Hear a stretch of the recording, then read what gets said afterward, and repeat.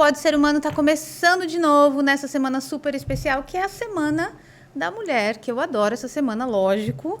E a gente, que é da Best Homenagem do Projeto Humanize, está trazendo para você conteúdo sobre as mulheres. Eu acho que faz todo sentido a gente conversar sobre isso essa semana e todas as outras semanas que você achar que deve. Eu acho que devia fazer pelo menos por 52 semanas aí no ano para a gente estar... Esse assunto precisa ser falado, gente. Ainda precisa ser falado. Então, a gente está trazendo para você aqui, mas antes de eu falar qualquer outra coisa, eu vou me fazer minha autodescrição. Eu sou Viviane, eu tenho pele branca, tenho 1,57 m. Cada vídeo eu devo falar uma altura mais ou menos essa, porque eu não sei exatamente. Cabelo curtinho preto. Estou vestindo azul, escuro, e estou aqui com uma convidada super especial que conhece bem esse mundo das mulheres, que é Ana Paula Vitelli. Muito bem-vinda, Ana. Obrigada, Vivi. Que prazer estar aqui com você para a gente falar de um tema que, para mim, é muito querido, né? Porque venho estudando isso há muito tempo. E também, antes da gente começar a falar, vou fazer minha autodescrição. Isso, ótimo. Então, tenho pele branca, cabelo comprido, preto, tenho 1,78 m de altura. E hoje estou usando uma roupa azul royal, né? Aquele azul mais forte, que é um azul que eu gosto bastante. E que me deixa bastante feliz também. Então, aqui, para estar com vocês, sem querer, a gente está usando as duas. A gente está usando azul na Semana das Mulheres, você né, viu só? gente? Que curioso. E a gente não combinou, hein, Vivi? Olha, quebrando todos os paradigmas, né? Todos os estereótipos, tudo isso. Então, acho que muito bacana a gente poder abrir essa conversa depois com essa provocação já. Vamos lá. Com essa brincadeira. Olha só, aqui na tela, em algum lugar dessa tela, vai ter um QR Code que vai levar você para uma página para conhecer tudo sobre a Ana. Com a biografia, com o que você faz, o livro, vai estar tudo nessa página, não é isso, gente? Então, em algum lugar aqui dessa tela, se tiver um QR Code, é o QR Code da bio da Ana. E aí eu vou falar um pouquinho aqui sobre ela, para você entender por que ela pode estar aqui falando sobre o Dia das Mulheres, que ela conhece muito bem. Ela tem mais de 25 anos de experiência no setor de educação executiva. Ela é presidente do Conselho da Câmara Britânica de Comércio e Indústria do Brasil desde 2020, né, Ana? Isso mesmo, Vivi. 2020, uma experiência super interessante de carreira, que depois eu também divido aqui com você um pouquinho mais dela. Tá bom, olha só, gente.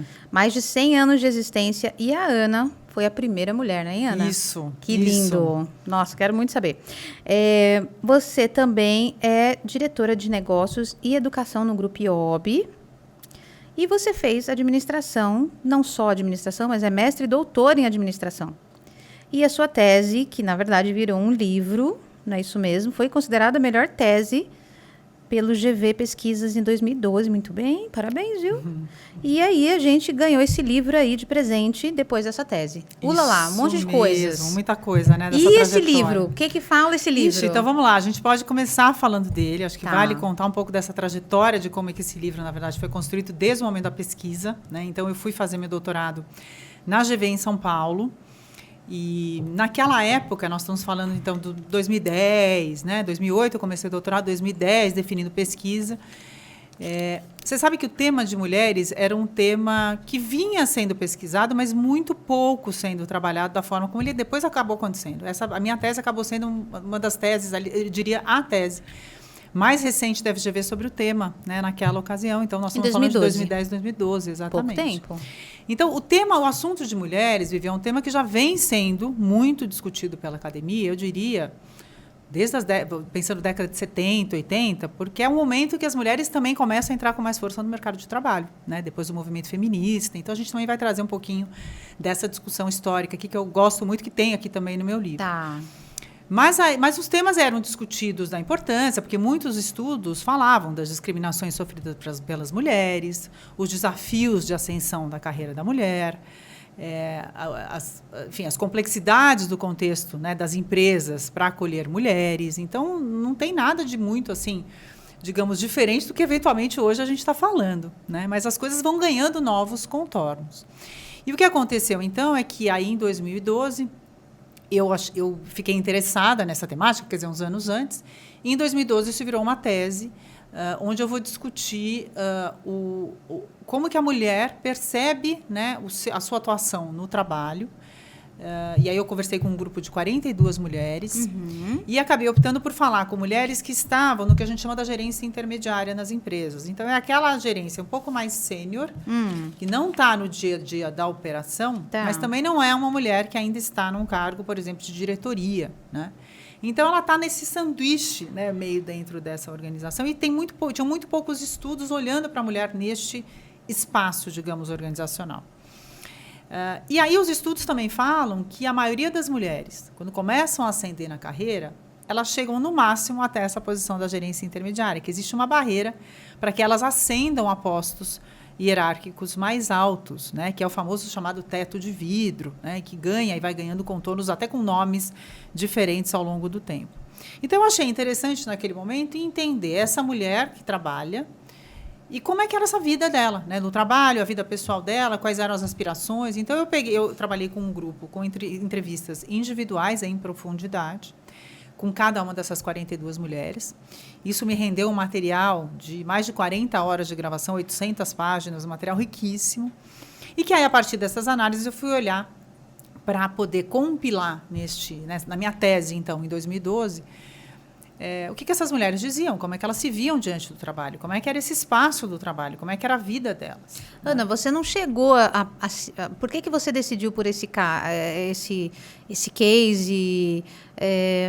esse tema? Você passou por alguma coisa ou você conhecia alguém que passou e você começou a perceber? Da onde saiu essa primeira ideia? Tá, então, não foi tanto algo que necessariamente eu tinha vivido um assunto, sabe? Que tenha me falado, quero poder olhar para esta causa. Mas era um tema que, para mim, me era caro, né? Eu falo, puxa, é interessante olhar para isso, queria trazer uma leitura diferente. A minha orientadora, então, na época, era um tema com o qual ela já havia trabalhado há alguns anos, na verdade, uma década antes. Então, sabe quando junto uma série de coisas? Puxa, acho que aqui tem coisas interessantes para serem exploradas. O que é curioso é que depois da pesquisa, eu me reconheci em muitas das falas, né, daquelas mulheres que ali estavam abrindo, na verdade, seu coração comigo, porque, no fim, um espaço desse de troca, e eu percebi muito no contexto das entrevistas dessas mulheres, que elas queriam muito contar, né, de tudo que elas passavam, das angústias que elas viviam e dos desafios que também elas enfrentavam. Então, acabou sendo um espaço interessante, onde eu também, como eu te falei, me reconheci bastante na fala dessas mulheres. Já vou te contar um pouquinho, Vivi, do que eu descobri aqui para a gente traçar um pouquinho dessa história. Mas eu queria já pular para a questão do livro, né? Como é que isso chegou no livro? Porque eu, curiosamente, porque a vida vai traçando diferentes caminhos e a gente tem horas que as oportunidades aparecem e aí a gente fala, puxa, está aqui, né? Algo que eu quero aproveitar. Em 2021, no início de 2021, então ainda a gente ainda falando um pouco desse contexto de pandemia, eu recebi o contato de uma editora falando, olha, você tem um perfil interessante, você tem algum trabalho acadêmico que você tenha interesse em publicar, porque no fim, né, eu tinha o meu doutorado e também uma atuação acadêmica, enfim. E aí eu falei, puxa, a minha tese, né, eu estava com essa pendência na minha vida, sabe? Essa coisa de falar, puxa, eu preciso fazer dessa tese algo mais visível. Não à toa ela chama Mulher Invisível, mas a gente vai falar do título também. E aí eu falei, poxa, aqui está uma oportunidade de trazer a tese para o formato de livro. E aí, curiosamente, na questão da gente trabalhar o texto, né, passar por todas as etapas de revisão, enfim, acertar as questões de lançamento, o livro foi publicado no ano passado, em setembro do ano passado, ou seja, 10 anos depois da tese. Né? E o que ficou ainda mais interessante? Por isso que eu falo que a gente tem que olhar para os caminhos também que a vida traz e enxergar as oportunidades, né? O copo mais cheio do que o copo vazio aqui. Ficou interessante porque eu acabei, no momento que eu fui revisitando o texto para trazê-lo para um formato de livro, e aqui eu trouxe, de fato, a tese, claro, com uma linguagem um pouco menos rebuscada do que você exige, né? A formalidade de uma tese, mas ele ainda tem muito uma característica de trabalho acadêmico. Eu acabei revisitei, né, tem uma parte final do livro onde eu revisito os achados, então, que eu tinha trazido lá em 2012. E falando, puxa, a gente continua tendo, né, muito espaço de conversa. A gente percebe que tem evoluções, né, em espaços ocupados pelas mulheres hoje, mas ainda tem muita coisa para ser percorrida. Então, você enxerga que teve evoluções. Você consegue identificar isso? Que tipo de evoluções a gente tem? Eu escuto bastante gente conversando, tem gente que acha que muito, muito pouco. Assisto, né, algumas coisas, leio algumas coisas, que a mulher ainda tem um esforço muito grande para chegar nessa posição de média gerência, né? Muito grande. Até eu ia te perguntar, se das 42 que você entrevistou, tinha negra? Não. Você sabe que naquela época, olha que interessante o teu ponto. Na época lá de 2012, a gente ainda falava muito pouco deste tema do que a gente chama da interseccionalidade. Sim. Né? Então, eu entrevistei mulheres brancas. Que complica muito mais a vida da mulher, né? Muito. Eu falei com mulheres brancas, por isso que eu falo, tem um recorte aqui que, Sim. se a gente for olhar, muito específico. Sim. Né? Mulheres brancas, de classe média alta, né? Residindo em São Paulo, praticamente todas elas, me recordo, em São Paulo. Então, você está falando com uma pequena parcela dessa população. E, na época, a gente ainda não falava tanto hoje como você vai falar desses cruzamentos entre, né, a questão de raça, a questão de classe social. A gente sabe que hoje, por dados recentes do IBGE, falam que quase 40%, os lares brasileiros, quase 40%, na verdade, 48% dos lares brasileiros são chefiados por mulheres. E a maioria desses 40% é negra, é mulher negra. Nós estamos falando de mulheres, né, que estão ali para poder sustentar os seus filhos. Sim. Né? Sim. A gente tem, por exemplo, o rol de empreendedorismo no Brasil, e você tem hoje vários grupos que fomentam as questões do empreendedorismo feminino, né? 60%, são um pouco mais de 50 milhões, até de um dado que eu trouxe, porque eu acho que é interessante a gente olhar. Claro, pode 52 falar. Milhões de empreendedores no Brasil, sendo que um pouco mais de 60% disso são mulheres à frente desses negócios, que estão buscando, né, trazer sustento para sua casa. Né?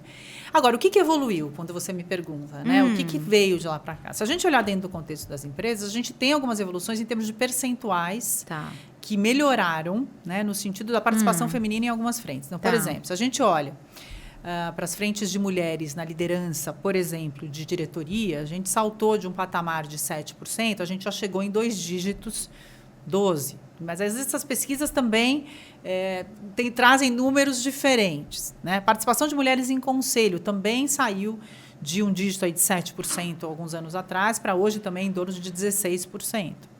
Então, você começa a ver as mulheres ocupando mais espaços que antes eram muito exclusivos, vamos colocar assim, dos homens.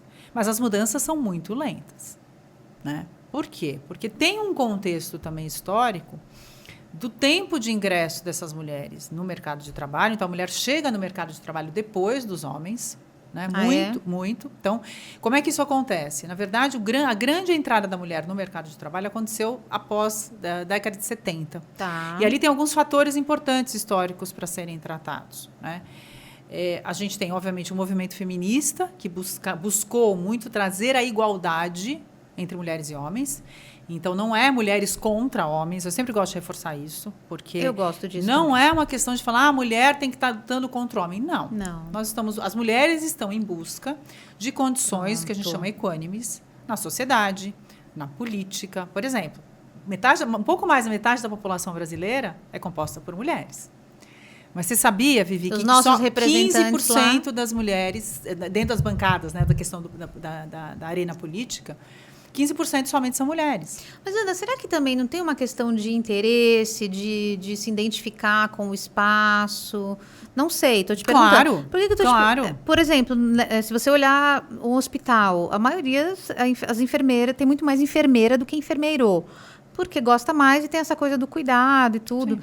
Então, e vejo em outros ambientes que também tem mais mulheres, tem alguns mais característicos. Mas tem as mulheres que querem migrar. Mas talvez a política, não sei se é um caso desses, não sei, nunca... Porque 15% de mulheres é muito, muito pouco. Sendo que a gente que está elegendo, por que a gente não está elegendo mulher? Pois é, verdade. Eu acho que aqui o cuidado que a gente tem que tomar, Vivi, quando a gente fala dessas frentes de igualdade, eu gosto de reforçar que, assim, oportunidades iguais.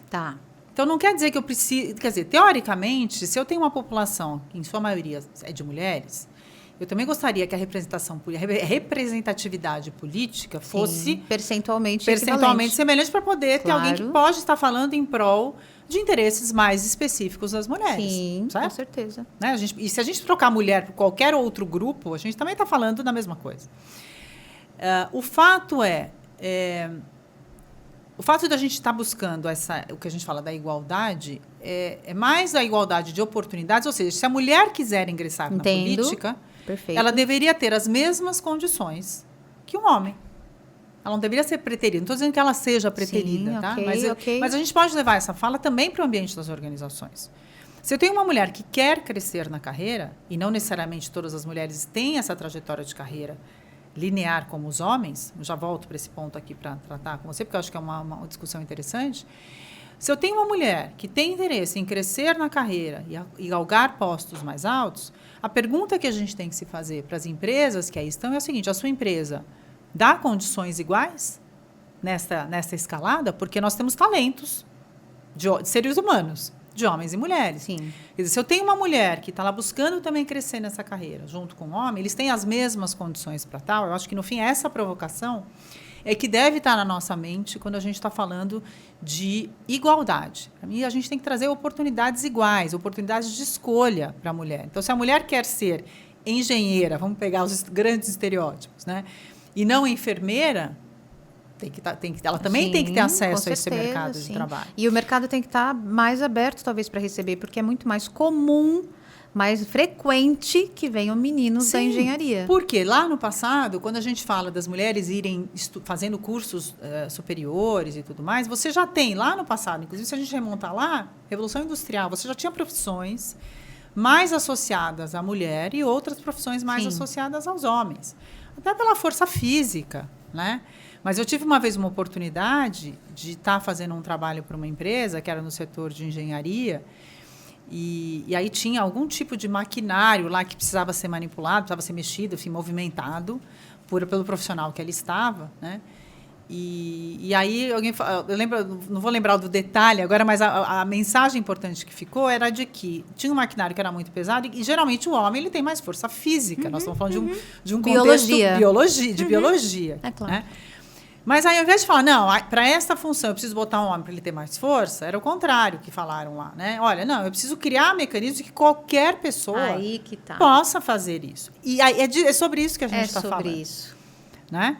Mas também não é para a gente ser chato, sabe? Eu acho que assim, a gente tem que ter espaços de escolhas que sejam legítimas. Então, se a gente voltar na questão das profissões, a gente tinha lá atrás os homens se dedicando, por exemplo, à marcenaria, né, ao trabalho na indústria, apesar que teve uma mão de obra feminina que foi para a indústria, no início, inclusive, de industrialização no Brasil, de maneira muito forte. E aí precisaram vir muitas legislações até para regulamentar as horas extras, a licença maternidade, né, até o assédio sexual em espaços de trabalho.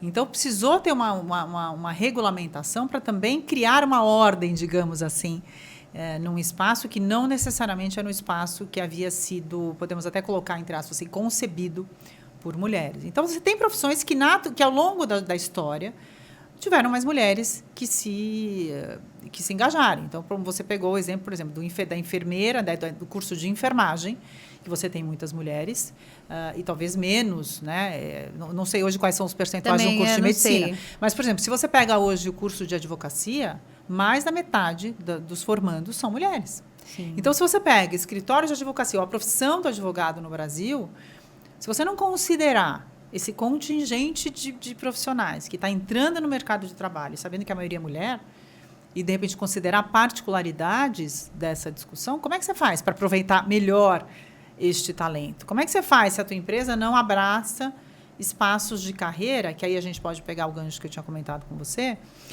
que a mulher, as carreiras, Vivi, acabaram sendo construídas, né, dentro das empresas, dentro de uma trajetória que eu posso chamar aqui masculina, estou usando uma palavra até estereotipada, mas porque são trajetórias lineares.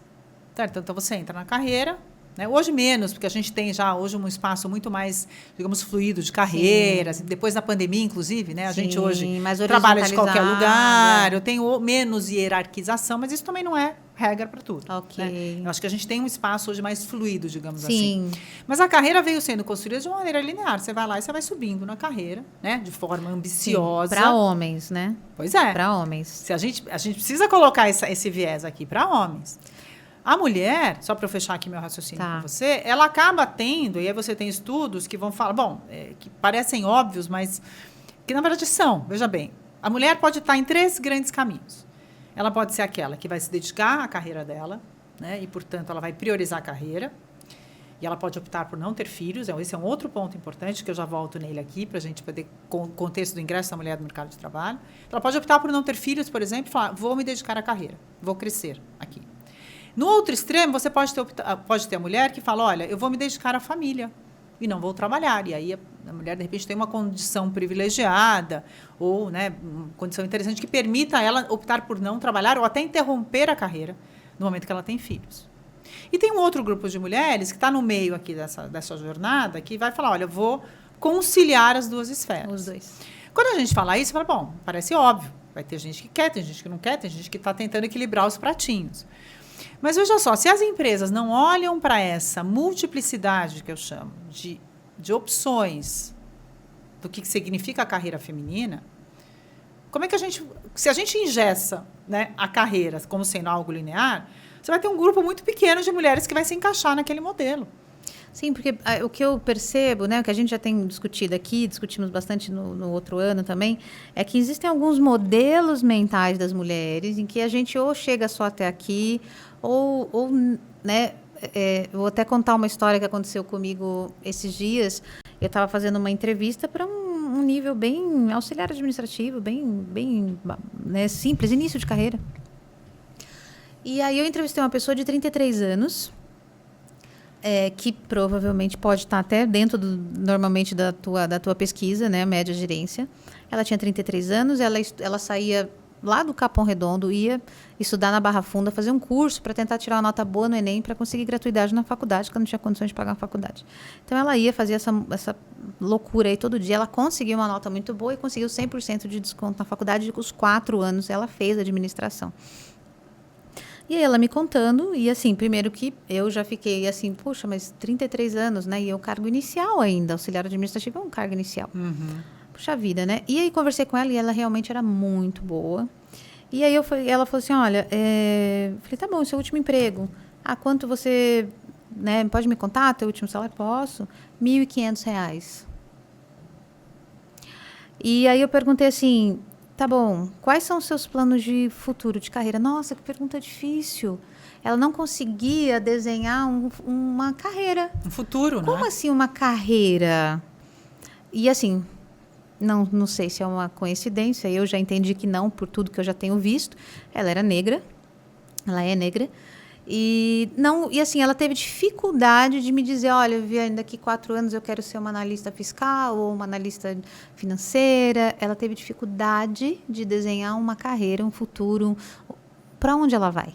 Ela não sabia, e aí eu aproveitei aquele momento e aí conversei um pouco sobre isso com ela, né, e até para poder desenvolver mais. Tem um ótimo perfil e podia estar em outro lugar, sem dúvida. Uhum. Mas eu percebo que alguns modelos mentais da gente...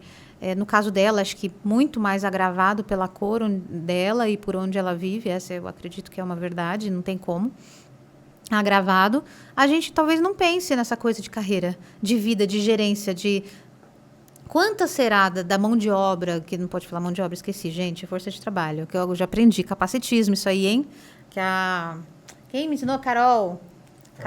Carolina Inarra. Beijo, Carol. Força de trabalho. Quantos por cento da força de trabalho que é mulher hoje, que é a maioria, sei lá, está entendendo uma carreira, está entendendo que pode chegar aí, Ana? Sim. E isso aparece aqui no livro, viu, Vivi? Vou te contar já sobre isso. Eu quero pegar 2 ganchos aqui que podem, então, que trazem um vínculo aqui interessante para a gente falar da pesquisa.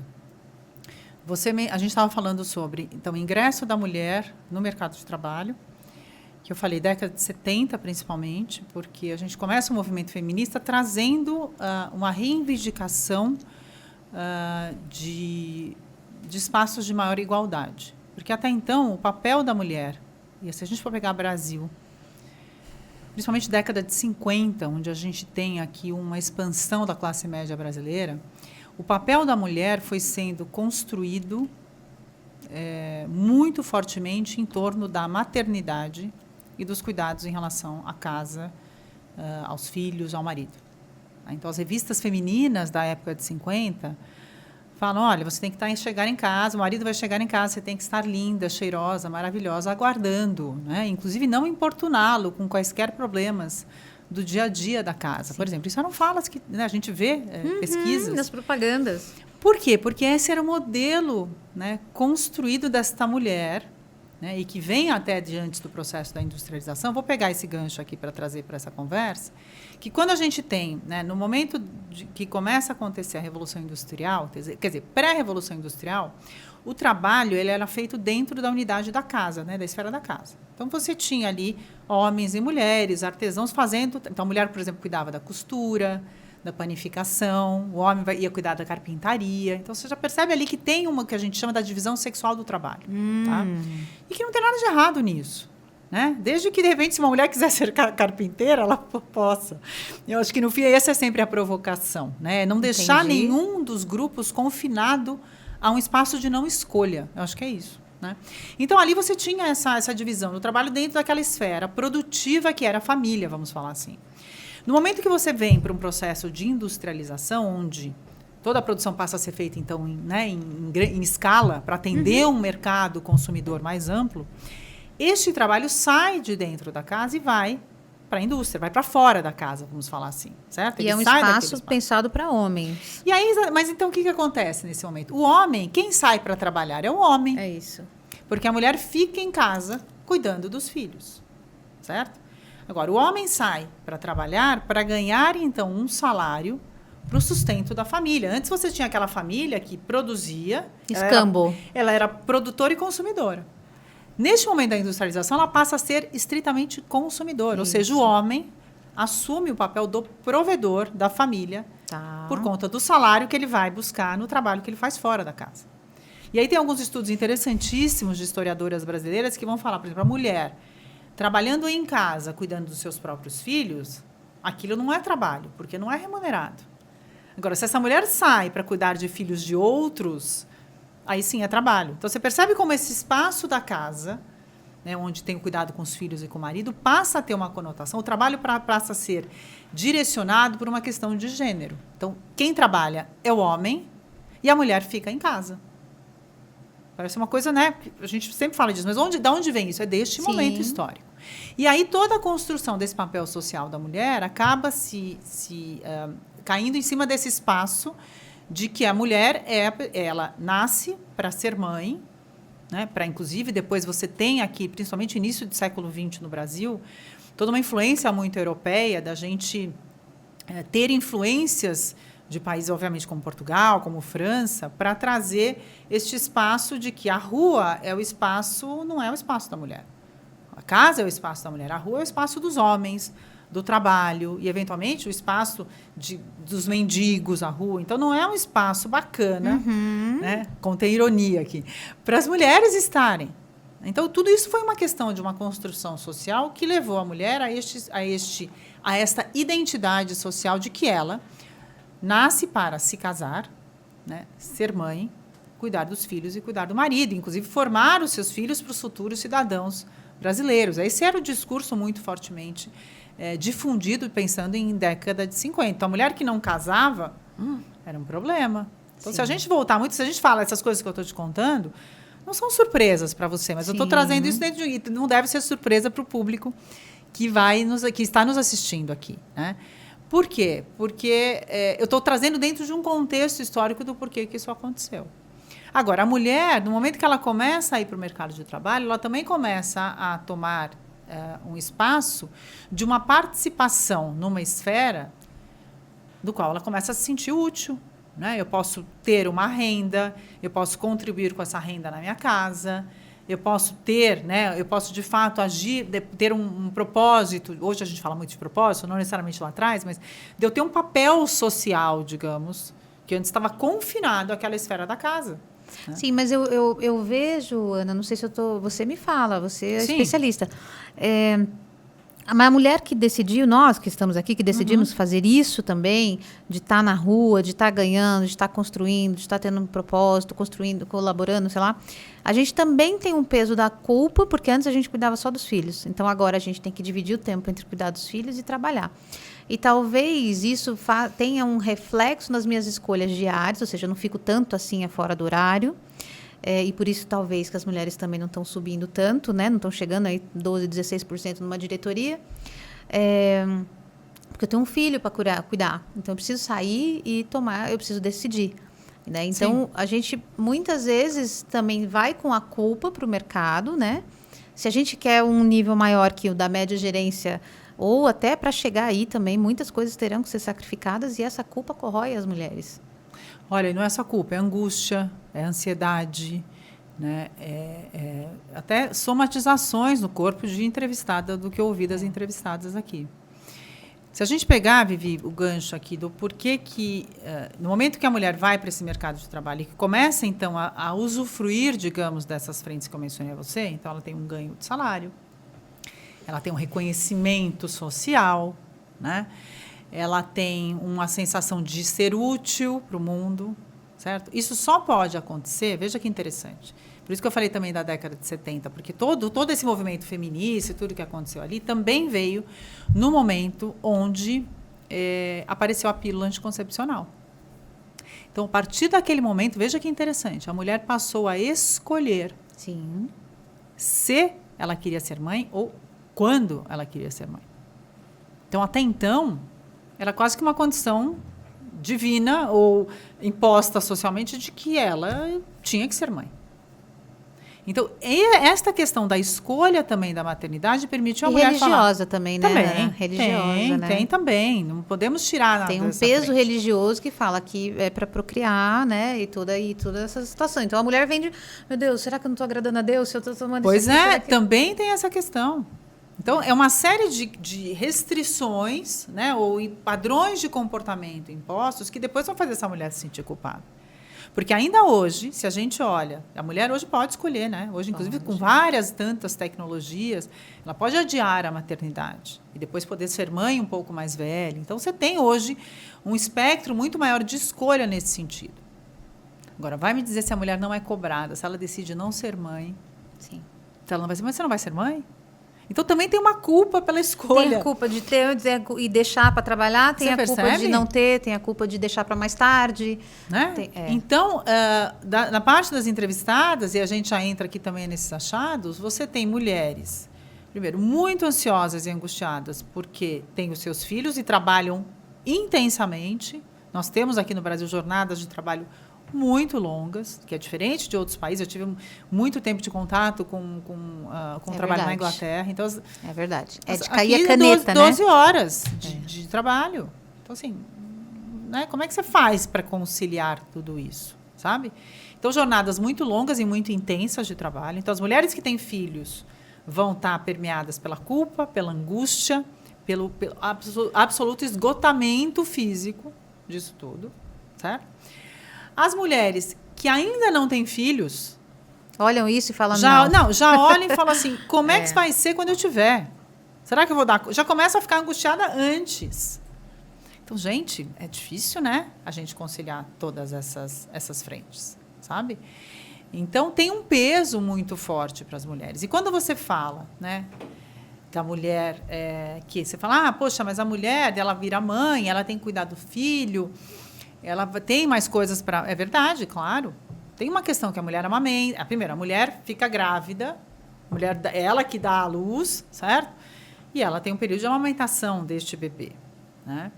Então, um período realmente muito intenso, né, de dedicação desta mulher àquele ser que acabou de chegar, vamos falar assim.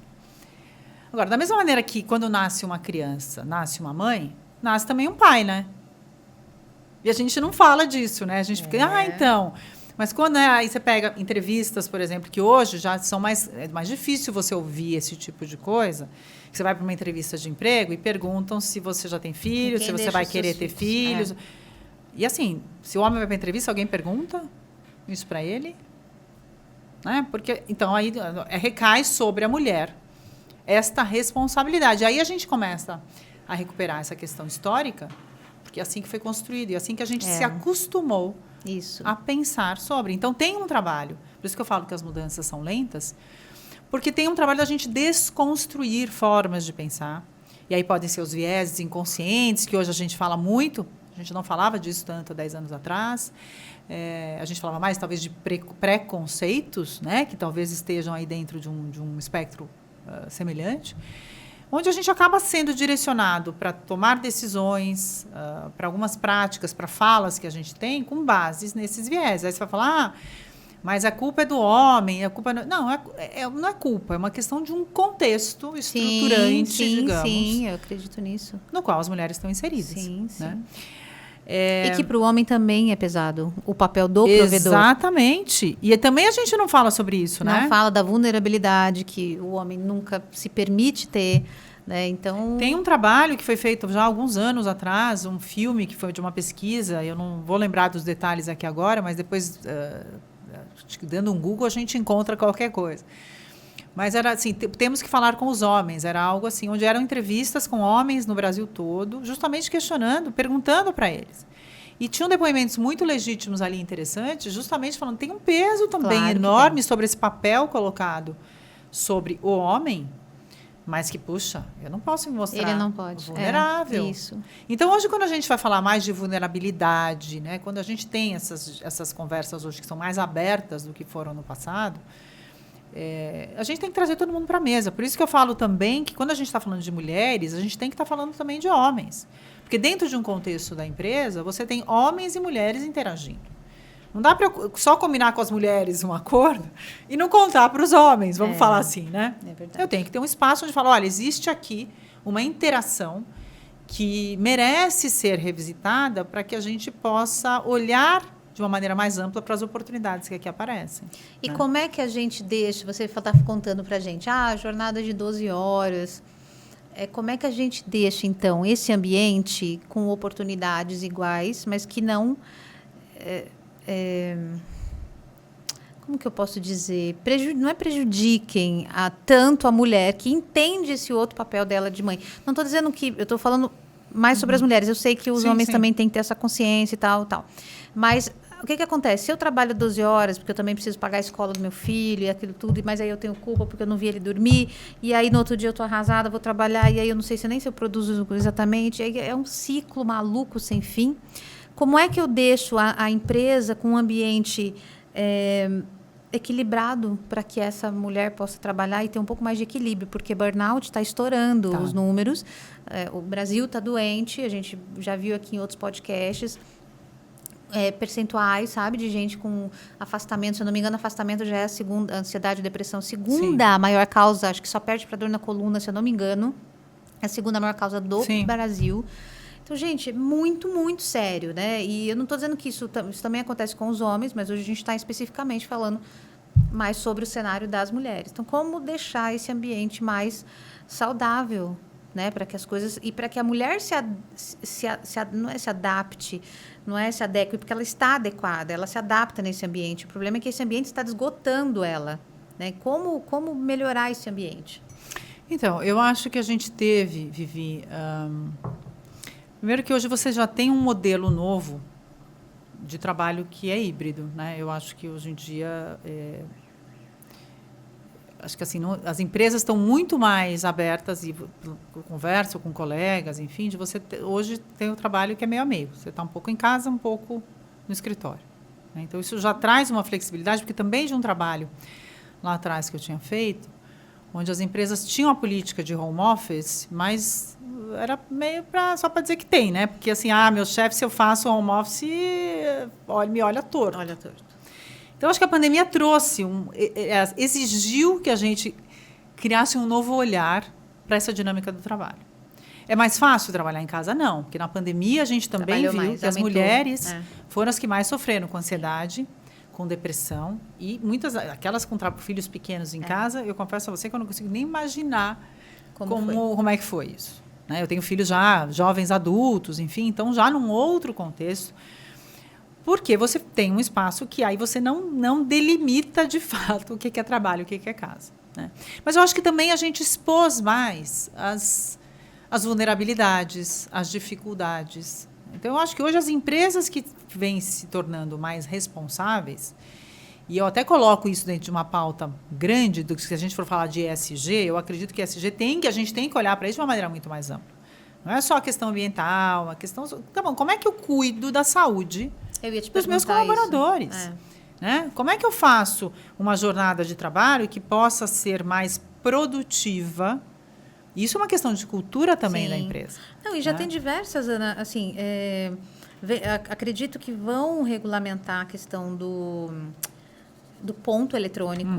Não, porque o que eu estou percebendo? Pelo menos a intenção não é para controlar se o cara está trabalhando, mas controlar as horas que ele está trabalhando. Porque muita gente passa porque está em casa e realmente vai passando, e isso está adoecendo as pessoas, né?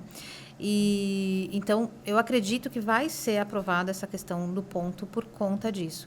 E também, mas a gente já tem diversos estudos, por exemplo, a semana de 4 dias de trabalho, quanto a produtividade não caiu nem um pouco, aliás, aumentou, porque a pessoa quer resolver tudo para poder realmente ter aquele dia tranquilo. Então, tem estudos, mas eu vejo que a gente ainda demora, passos lentos, Vivi. Eu acho que, de novo, passos lentos. Eu acho que a gente ganhou, né? A pandemia, como a gente falou, teve uma aceleração de muitas coisas.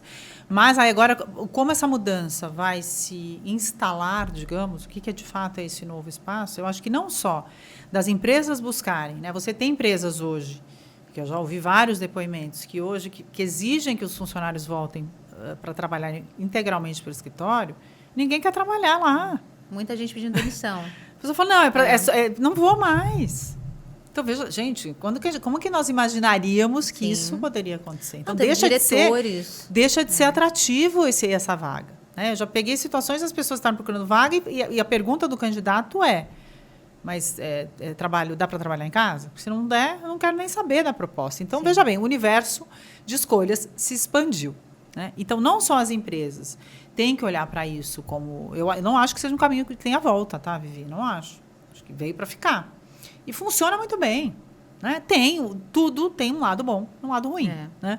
Mas funciona, e a gente já viu que o mundo, no fim, é este. Agora, tem um outro lado aqui que eu acho que também as pessoas passam a estar mais conscientes do seu espaço também de cuidado, de saúde, porque se ela vai trabalhar em casa, ela também precisa estar mais consciente de como é que ela divide o tempo dela, para também poder cuidar da sua própria saúde, sabe? Então, acho que é um movimento que caminha em duas direções, vamos falar. Sim, mas eu entendo que a empresa tem que colocar esse limitador. Concordo. Porque, mais uma vez... Não dá para deixar solto. Não, concordo. Porque a mulher, cada vez mais, ela precisa mostrar mais do que o homem, na verdade, para se manter nessa carreira linear que você está contando. Para ela mostrar mais, ela tem que, normalmente, trabalhar mais, né? E aí, se a empresa não tiver esse olhar e entender isso, a gente teve até agora... a primeira-ministra da Nova Zelândia, que ela falou, gente, eu peguei férias e achei que ia me recarregar a bateria, mas eu não tenho combustível mais para isso, eu estou saindo. Então, ela mostrou que está muito cansada e muito exausta. E dizem que ela foi muito bem, né? Um pouco que eu vi, pelo menos.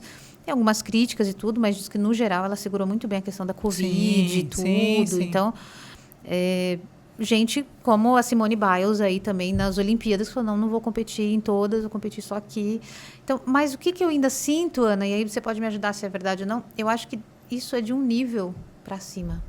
Eu não sinto que de algum lugar para baixo, ou na operação para baixo, as mulheres têm essas escolhas. Concordo. Porque a gente tem questões de políticas públicas, né?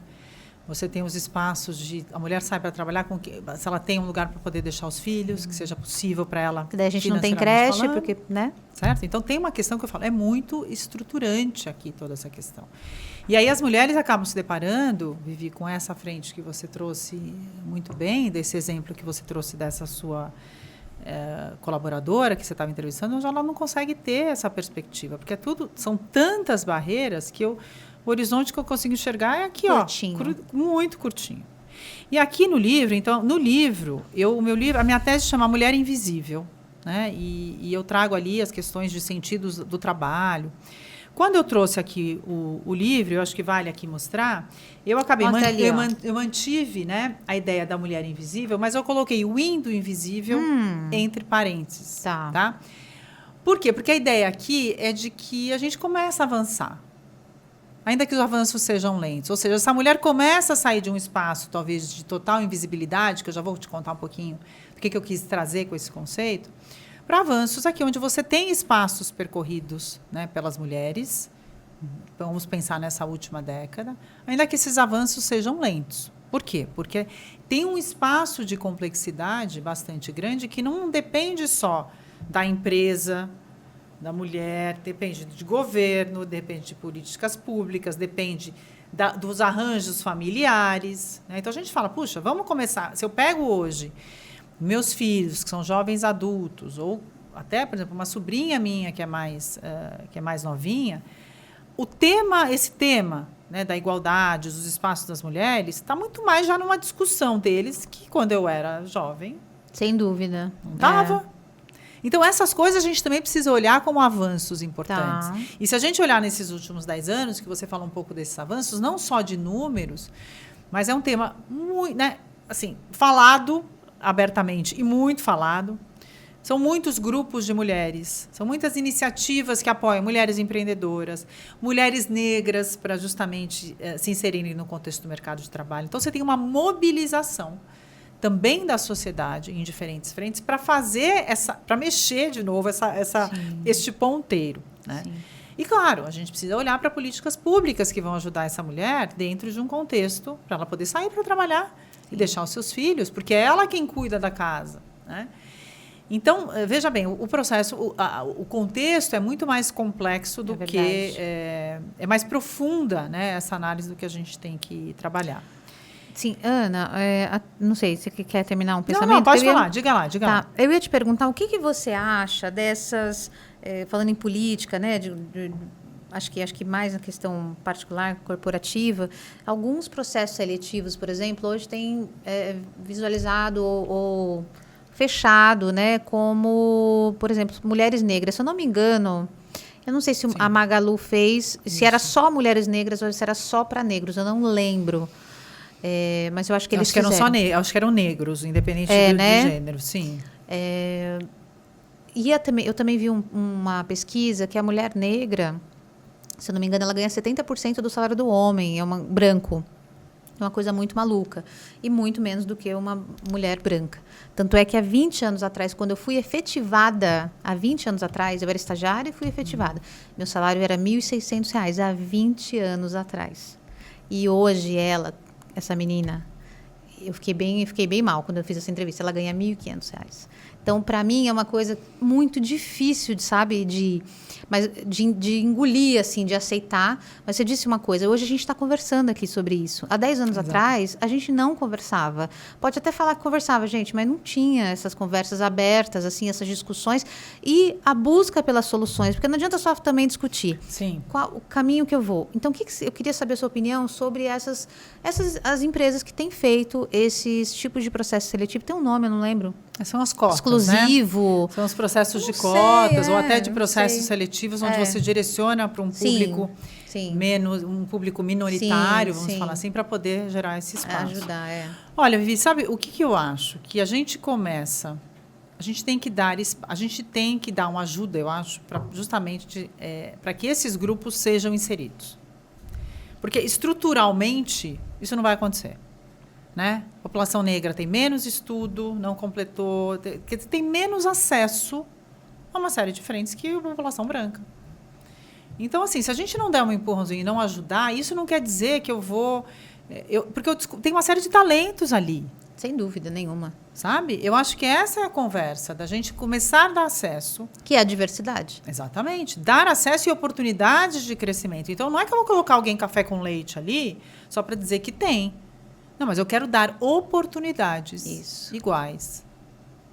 Sobre isso, voltando ao que a gente falou, oportunidades iguais para esses diferentes públicos. Né? E, portanto, eu começo a fazer com que espaços antes nada diversos comecem a ser mais diversos e, portanto, você... Não é mais nenhuma grande novidade. Né? Eu brinco, às vezes falo com colegas, eu já conversei em em falas anteriores, que eu falo, no dia que a gente não precisar botar na capa da revista que a mulher CEO, ela está grávida, ela vai ter filho, é porque eu acho que aí a gente, de conseguiu. fato... Assim, Deu virou certo. normal, faz parte. Sim. Não é notícia, necessariamente, sabe? Mas, assim, o fato da gente colocar hoje é ruim, não. É bom, porque a gente está vendo, né? E vendo uma sociedade desconstruindo padrões, digamos, mais restritivos, para um espaço um pouco mais amplo e aberto e de uma liberdade de escolha dessas mulheres, sabe? Falando especificamente das mulheres. Então, eu acho interessante esse tipo de movimento que você traz, porque ajuda a inserir um grupo que, dentro de um contexto normal, não seria inserido. Exatamente. E não é isso que a gente tem que começar a provocar. Exatamente. Né? E aí, dar formação, às vezes, para esse grupo poder chegar num nível mínimo, sabe, de trabalho, se for necessário. Mas, no fim, a gente tem que olhar o problema de frente. Né? Porque senão a gente pega também, se você pega a questão de diferenças salariais de homens e mulheres, você tem, globalmente falando, uma diferença de cerca de 18%, né, das mulheres ganhando menos que os homens. Que é globalmente, né? Aqui no Brasil nós estamos em 23%, tá? Últimos dados que eu tinha visto. E isso também tem um contexto mais amplo, sabe? A mulher entrou depois no mercado de trabalho, ocupando cargos e posições que eram menos remuneradas que as posições dos homens, né? A mulher, às vezes, interrompe o trabalho, a carreira, para cuidar dos filhos. Depois, quando ela volta, ela não consegue uma colocação de volta com o mesmo nível salarial. Então, de novo, a gente tem que olhar o problema não é só a pontinha do iceberg. A gente tem que olhar embaixo questões estruturantes que fazem com que isso aconteça. Né? Então, a mulher acaba tendo um poder de compra, digamos, em termos... Se você pega um grupo de mulheres, né, e de homens diferente... dos homens por conta desses contextos. E aí o ponto no momento que a mulher quer estar inserida, quer crescer na carreira, o quanto nós estamos criando ambientes que permitam que esta trajetória seja em condições iguais, de oportunidades iguais. Acho que esse sempre é uma coisa que eu bato muito na tecla, porque a gente vê, né, que hoje, base das empresas, você tem muitas empresas falando, tenho 50-50, mulheres e homens. Na hora que você começa a subir na hierarquia, esse número vai caindo, né? Ele vai caindo, a ponto de você chegar em cargos de diretoria, às vezes você tem uma mulher, cargos de conselho menos. Então, assim, faz parte, porque também não são todas as mulheres que vão escolher essa trajetória, mas as que querem. Tem que ter a oportunidade. Eu preciso ter essa oportunidade. E aqui no livro, Vivi, para entrar um pouquinho, aí talvez aqui também abra um gancho para a gente puxar outro assunto. O que eu vou discutir? Por que da mulher invisível? Porque eu vou falar, essa mulher que originalmente estava dentro da casa dela, cuidando dos filhos e do marido, e ali era um espaço no qual ela tinha uma identidade na sociedade, ela tinha um papel, vamos falar assim.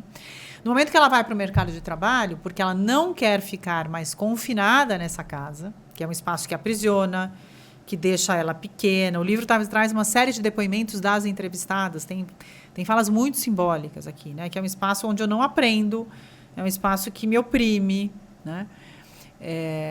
E até tem uma fala que me marcou de uma das entrevistadas, que ela falava, minha mãe sempre falou para eu trabalhar, nem que eu precisasse arrumar uma outra pessoa também para cuidar da minha casa, para eu não me envolver com os trabalhos da minha casa.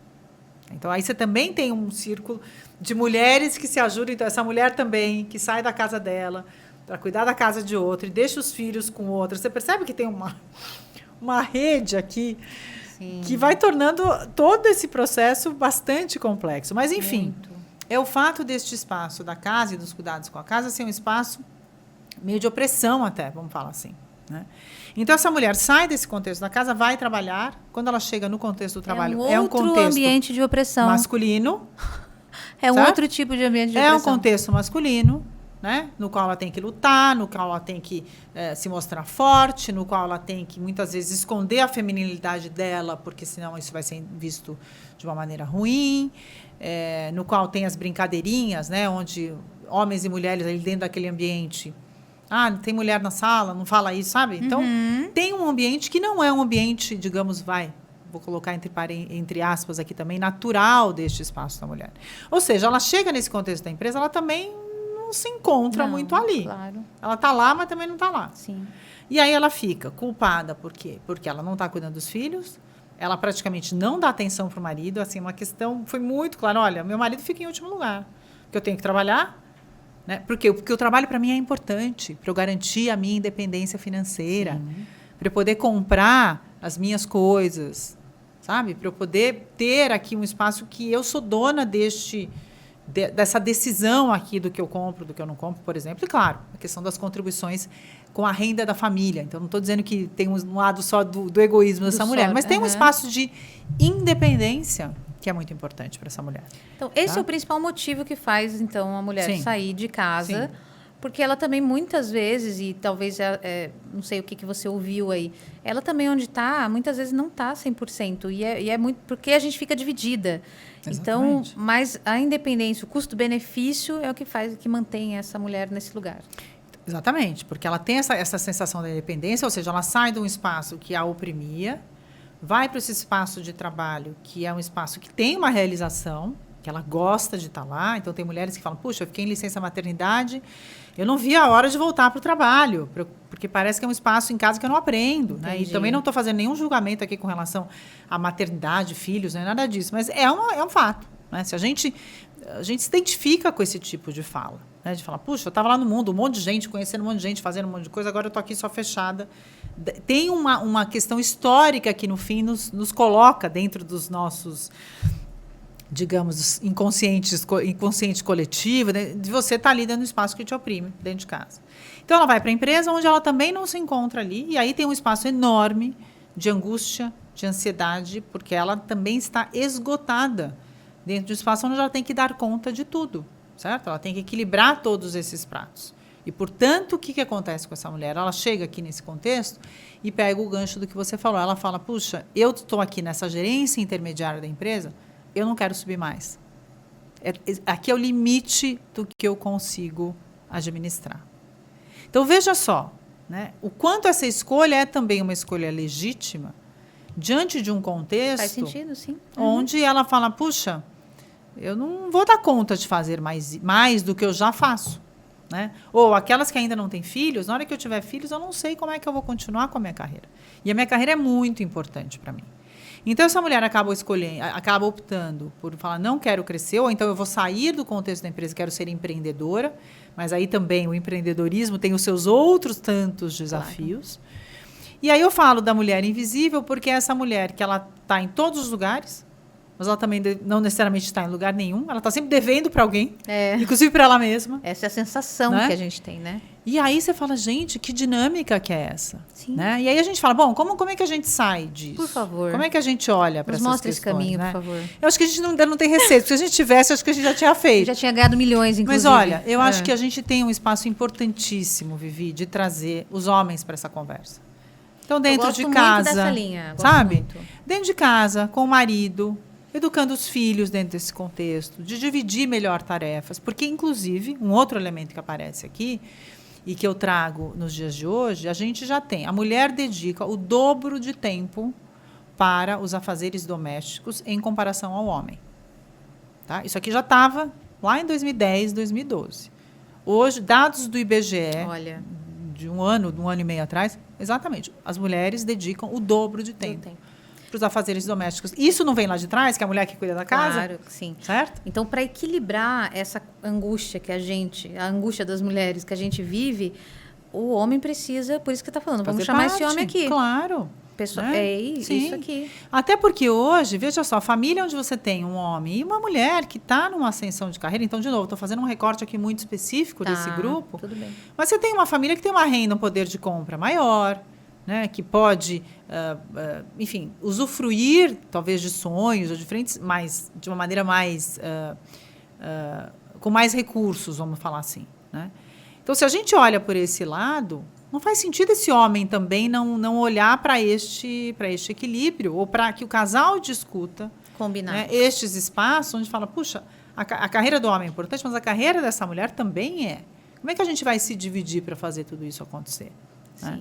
Mas também, Vivi, é uma questão de uma construção.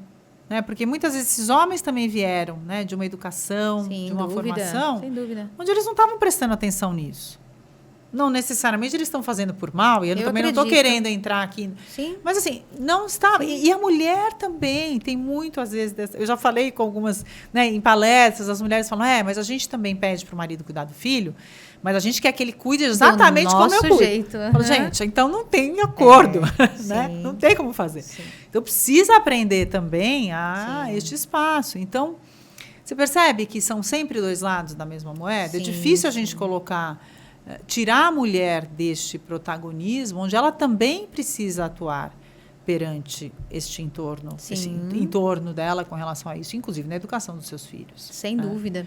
Agora, Ana, você acha que as mulheres entre si no mercado de trabalho, a gente mais colabora uma com a outra ou mais compete uma com a outra? Tá. Eu vejo hoje, na minha experiência, tá, muitos grupos de mulheres, né, que têm por objetivo trocas, apoios, compartilhamento de boas práticas. Então, eu acho que hoje eu, na minha experiência, vejo espaços muito maiores de colaboração do que de competição. Tá? Mas eu não diria que isso é algo, como é que a gente vai falar, definitivo. A gente tem também situações onde as mulheres podem, em vez de se apoiarem abertamente, acabam gerando competição umas com as outras. Mas aí vai de perfil. Eu tenderia a dizer que a gente tem um espaço mais colaborativo hoje, dado a amplitude dessa conversa, né? Esses espaços de grupos de mulheres em conselho, grupos de mulheres empreendedoras, grupos de mulheres se levam, enfim, você tem vários grupos de mulheres que se encontram justamente para poderem trocar e se apoiarem com uma voz talvez única, mais forte, vamos falar assim, para a conquista desses espaços. Então, isso para mim é uma sinalização muito interessante, né, de espaços de colaboração, né? Uma puxa a outra e vamos juntas em levar as mulheres para espaços que antes elas não estavam. Agora, tem um ponto que também vale trazer, Vivi, aqui para você, porque dado esse contexto todo histórico, estruturante que eu mencionei a você, é importante que a mulher também se coloque diante daquilo que ela está buscando, sabe? Porque muitas vezes a gente tende, eu também não quero criar estereótipos, vou colocar com cuidado aqui a minha fala, mas a gente tem estudos que mostram que você que trabalha com recrutamento, né? Você tem lá 10 requisitos para a vaga. Se a mulher não preenche os 10, ela não se candidata. Existe um nível de cobrança imenso que vem de tudo isso que a gente está falando aqui, né? Porque ela está tendo que equilibrar tantas coisas, ela precisa ser perfeita em tudo. Sim. Né? E aí hoje a gente fala mais de vulnerabilidade, o que é ótimo. E mas isso de ser perfeita em tudo, Ana, se você me permite rapidinho, claro. Só incluir. Eu li um livro, que eu não lembro agora qual que é, mas que fala dessa coisa na infância, que na infância os pais de menino ficam, vai lá, filho, sobe, filho, você consegue, não sei o quê. E empodera o menino. A menina fica, não, filho, não vai não, é perigoso. Ai, você pode cair, filha. Então, você já vai colocando, incutindo essa mentalidade, né? O homem pode desbravar, vai para frente, você consegue, discute com o teu diretor que você vai conseguir. A mulher já é criada com essa coisa, com esse modelo mental de cuidado, filho, é perigoso. Não, meu amor, não vai, fica aqui com o pai, fica aqui com a mãe. Então, da coisa da fragilidade. Da fragilidade. O menino que vai lá é para sujar a roupa mesmo. A menina tem que estar com o vestido bonitinha impecável. na festa de aniversário. Né? Perfeitinha. Eu acho que essas coisas começam a ser desconstruídas, mas veja bem, isso vem, né, de décadas. Então, isso não muda de uma hora para outra. Né? Mas eu vejo hoje os jovens muito mais abertos a esse tipo de discussão e trafegando dentro de espaços que eu acho que são mais amplos do que foi no passado, em termos do comportamento esperado Do da menino e da menina menina, ou da mulher e o Sim. comportamento esperado do Sim. menino e do homem. Mas sabe? e é uma coisa que a gente não pensa quando a gente está fazendo. Por exemplo, eu tenho um menino, eu uma menina, né? E quando eu li isso, eu falei, é exatamente isso que a gente faz. Né? A gente protege a menina. Então, como é que eu vou incentivar essa mulher que está em qualquer nível a correr riscos na carreira? Eu não incentivei isso quando ela era pequena, eu não coloquei essa flexibilidade no cérebro dela, né? Então, por isso que eu acho que quanto mais a gente estuda, lê, escuta podcast, né? A gente vai tendo contato com esse conteúdo e fala, opa, peraí, será que eu estou criando aqui certo? Será que é assim mesmo que eu tenho que fazer?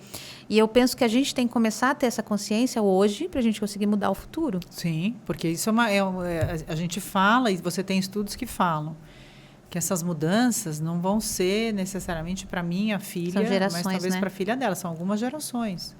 Que vai se construindo novos arranjos sociais, novos papéis nessa sociedade, e que eu vejo que começam a ser papéis menos, vamos colocar talvez, engessados. Estereotipados, né? Que dão um espaço maior, um espectro mais amplo de escolhas, seja para homens, seja para as mulheres. Então, também, se a gente for olhar o lado dos homens, talvez seja também mais bacana para eles também poderem, não precisar se encaixar naquele papel.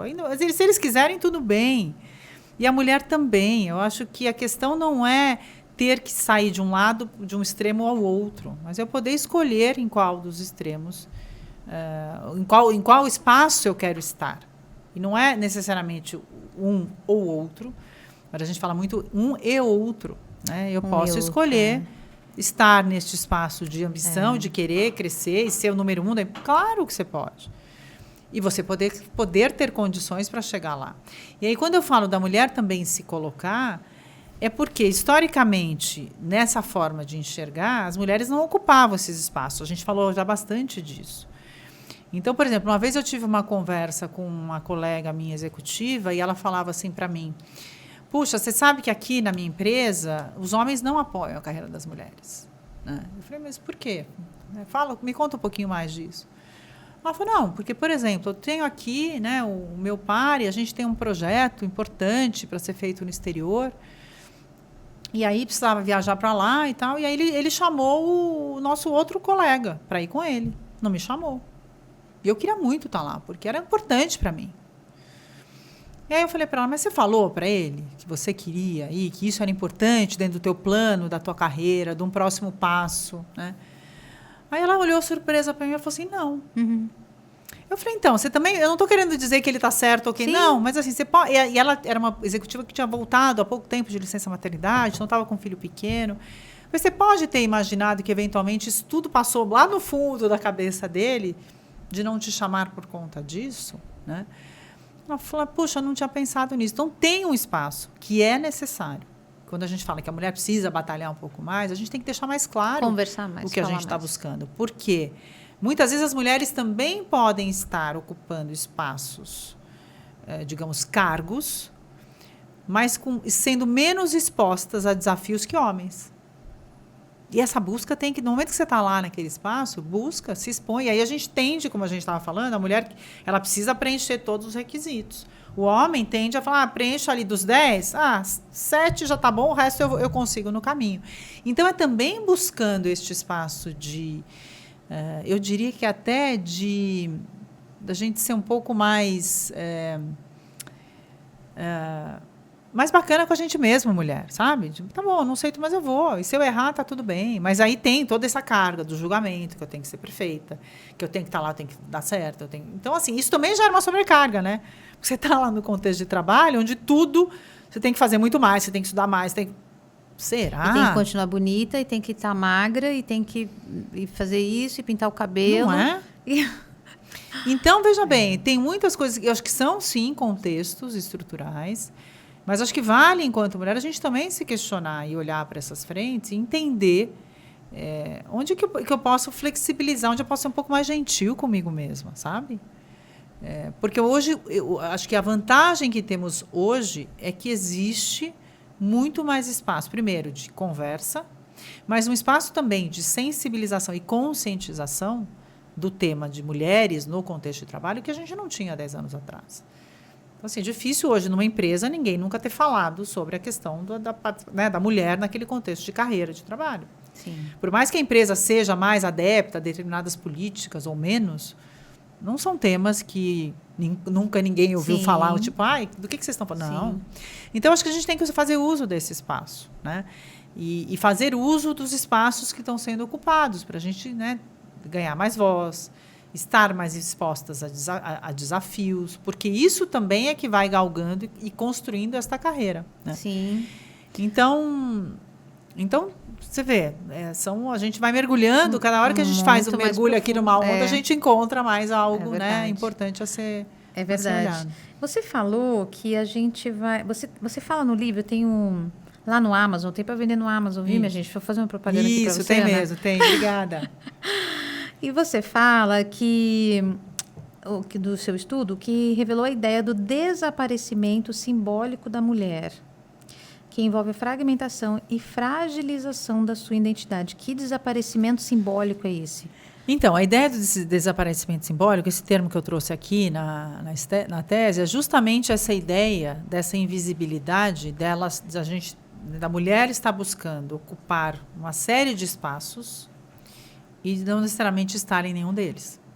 Ou estar esgotada diante desse espaço, como eu comentei aqui com você, dessa questão da invisibilidade, né?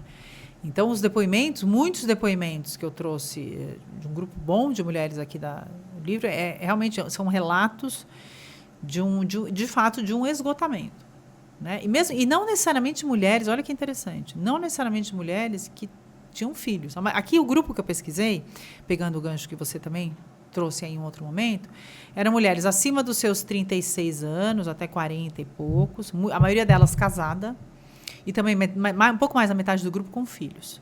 Mas eu também quis pegar mulheres que não tinham filhos. Tá. E este esgotamento, ele não é exclusivo das mulheres mães. Porque quem não é mãe também se dedica imensamente ao trabalho, né? Mais até ainda, porque também entende que precisa fazer muito mais, né, do que qualquer outra pessoa precisaria fazer. Então, tem um esvaziamento dessa mulher, até daquilo que ela gosta, do que ela quer fazer, das coisas que são além do trabalho.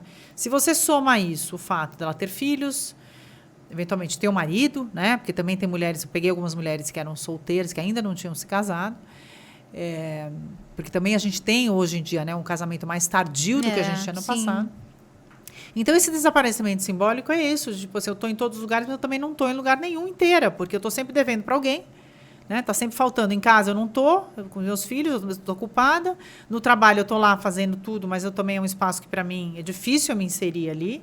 Eu não tenho tempo para mim, né? E aí, onde é que eu estou de fato? Eu estou sempre devedora e num contexto de angústia enorme, quer dizer, que caminho é esse? E como que a gente sai disso, Ana? Como é que sai? Porque eles estão me contando que a maioria das mulheres... Eu diria que essa... Nesse seu recorte. Eu acho que essa combinação do que a gente falou, né? Eu acho que também aqui tem uma questão do estudo ter... A gente não pegou... Eu acho que hoje... E até tem interesse em fazer um próximo estudo, olhando um pouco desse novo modelo de trabalho, né, que a gente tem hoje. E até pós, né, todo esse período de discussões que a gente tem hoje, onde existe uma sensibilização maior, e a sensibilização não no sentido só das pessoas saberem, mas de serem temas, a questão da carreira feminina é algo que se presta atenção, que se age sobre. Então, não é só estar sensível ao tema e eu sei a respeito. Não, eu estou agindo sobre.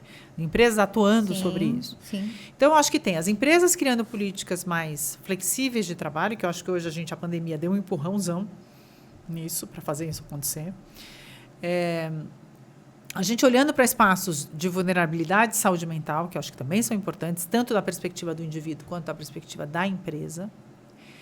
Essa questão dos acordos na família, né, de como é que eu faço tudo isso, como é que eu equilibro melhor, ou concilio, eu gosto mais da palavra de conciliação do que necessariamente equilíbrio, porque a conciliação ela implica movimento, né? O equilíbrio, em geral, você está ali num ponto que se você mexer, qualquer coisa cai. Não.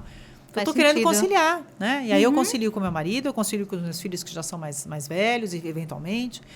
Então, você vai somando uma série de peças neste grande mosaico para fazer com que isso seja amenizado. Você tem as questões de licença maternidade hoje, né? Você tem as empresas que adotam aí os 6 meses, mas a gente não tem ainda necessariamente. E mesmo as questões da licença parental, como você aplica em alguns outros países, também não é um modelo, às vezes, tão simples de você colocar, né? Mas começam a provocar, né, um pensar diferente que pode levar a um agir diferente, sabe? Então, acho que tem que contar sempre com uma rede de apoio, como a gente sabe que as mulheres já contam. Acho que temos que somar esforços dentro de uma esfera privada, dentro de uma esfera da empresa, e também olhar para políticas públicas que possam ajudar mais essa mulher neste contexto, sabe? Eu acho que essa questão estruturante que a gente traz é que faz, Vivi, com que essa questão da mulher, a gente não tenha uma solução, né? A bala de prata, né? A pílula mágica que vai falar, a partir de agora vai ser tudo diferente. É um conjunto. Porque, e mais, eu acho que vale a gente dizer aqui, né? Eu estou falando com você aqui de São Paulo. Né? Agora, são quantos Brasis que existem dentro deste nosso Brasil? Sem dúvida. Né? Com diferenças culturais, com diferenças de valores. Então, é complexo mesmo, né? Como é que a gente vai construindo essas frentes. Mas eu acho que a questão é, dentro do meu núcleo, eu tenho que garantir que eu tenho, né, um marido, um parceiro, uma parceira, enfim, independente do arranjo ali que tenha dentro dessa casa, né, o arranjo afetivo, que apoie, né, que faça acontecer, porque no fim, aquilo que eu te falei, no momento que nasce uma criança, nasce uma mãe e nasce um pai também, né? Então, ou duas mães, enfim, independente desse arranjo, tem um espaço aqui que precisa ser dividido, digamos assim, entre essas frentes. Então, essa é uma questão. E da outra, a gente também trabalhar, né? Sermos produtivas no trabalho, fazermos uma boa gestão do tempo, as empresas terem políticas que ajudem isso, porque eu concordo com você. A empresa tem que olhar para isso como um espaço. Como é que eu cuido deste grupo de colaboradores que aqui estão, para que eles sejam mais produtivos, mais felizes, mais saudáveis. Isso hoje também é uma pauta que a gente não pode esquecer, que ela está aí, com todas essas questões de saúde mental pipocando. E você está vendo isso dentro, a gente até comentou um pouquinho antes, só para reforçar um pouco, dentro do ESG, as empresas que já estão comprometidas com essa pauta, com essa agenda, a saúde mental tem tido um lugar, um espaço nessa agenda? Eu acho que mais dentro de uma agenda de RH, sabe, Vivi? Uma agenda onde... porque eu não estou olhando, não tenho estudado muito isso, tá? Não tenho muitos dados, mas o que eu tenho visto da minha experiência, tá? Primeiro, o que eu acho? Aí uma opinião minha. Eu acho que hoje a questão da saúde mental, ela não é nova, ela só hoje é falada. Ela está visível, vamos falar assim. Se a gente está brincando com o termo de invisível ou visível, ela está visível, né? Então, eu nunca tinha assim, tido colegas próximos meus falando que tiveram ataque de pânico. Isso para mim era um negócio assim, eu não ouvia falar. Né? Aí você pode correr no erro e falar, não, então foi depois da pandemia que isso aconteceu. Talvez a pandemia tenha exacerbado uma série de questões emocionais que a gente ainda está para ver quais são as consequências. Mas todos diziam, quando a gente estava na pandemia, tinha muita gente que falava, depois da pandemia, a gente vai ter uma outra pandemia, que é a pandemia de saúde mental. Exatamente porque mudou muita coisa, foi uma mudança muito doida, coisas que a gente nunca viveu. Então, e isso já se falava, os estudiosos falavam que ia ter essa pandemia de doenças mentais. Eu acho que exacerbou, eu acho que já existia. Em 2011, eu tive um afastamento por conta de depressão. Então, eu fiquei 3 meses afastada, tomei remédio por 10 anos de ansiedade, depressão. Né? Graças a Deus estou livre, consegui. Mas eu acho que sempre existiu. A gente que hoje tem uma visibilidade maior. É que isso hoje acho que entra dentro de um contexto da empresa de uma maneira mais aberta, né? Onde você tem que se preocupar. Você é líder de uma equipe, você também tem que estar atenta a esse tipo de coisa. Isso que é a grande questão da humanização nos ambientes de trabalho, que muito do que a gente... é o que a gente faz aqui, sabe, Ana? A gente tenta trazer temas que façam o líder que está escutando a gente aqui hoje, falar, gente, então, peraí, eu tenho que olhar, eu tenho que conversar mais com essa mulher para entender, eu sou homem, não sei como é que é. Como é que é? Me conta. E conversar, abrir, eu acho que espaços de diálogo E lógico que antes disso você também tem que ter, já tem que ter uma gestão humanizada, porque senão essa mulher também não vai confiar em você e não vai te contar e não vai conversar com você e abrir as questões dela para que ela possa produzir melhor. Porque, na verdade, a gente fala de humanização porque a gente entende que quando há uma gestão humanizada, há uma equipe muito mais comprometida, que vai muito mais eficiente. Então, é um ganha-ganha, né? Você é mais humanizado como gestor e você vai ter um retorno sobre aquele investimento, né? Se é assim que a gente quer falar a linguagem das empresas, você vai ter um ROI sobre aquele o seu comportamento. Sem dúvida. E talvez um dos outros efeitos que a pandemia trouxe foi também atenuar talvez essa divisão entre espaço, né, do trabalho, Verdade. sabe? E aí é o seguinte, quem está ali é um ser humano. Sim. Então, quando você fala de sensibilização desse gestor, é que ele está diante de um grupo de seres humanos que estão ali dedicados em prol de um objetivo e que a gente quer, sim, que eles produzam o melhor que eles possam produzir. Mas, para isso, né, eu preciso ter boas condições, eu preciso poder entender as particularidades de cada um. Sim. E aí, se a gente pega a questão da mulher, esse ponto que você trouxe, eu acho fundamental, né, de ter esses espaços, de até provocar essa mulher a refletir sobre o próximo passo que ela quer estar na carreira, como é que funciona, quais são as angústias que, de repente, ela está vivendo, sentindo, no momento de vida que ela está, sabe? Porque a mulher acaba sendo muito sensível a essa questão desse momento de vida, né? Se ela vai se casar, se depois ela vai ter filhos. E com o homem isso é um pouco diferente. Acho que tem muita questão. A maternidade é um ponto importante, né? Porque, no fim, cabe muito... É um momento de mudança muito forte, não só da mulher na questão do físico, né? Do processo de gestação, mas também depois do cuidado com esse filho, do qual ela precisa de um tempo ali, de uma dedicação. Assim, é só ela que pode... fazer aquela criança viver pelo meio do leite, né? Exatamente. Então, tem uma questão que é biológica, como você falou.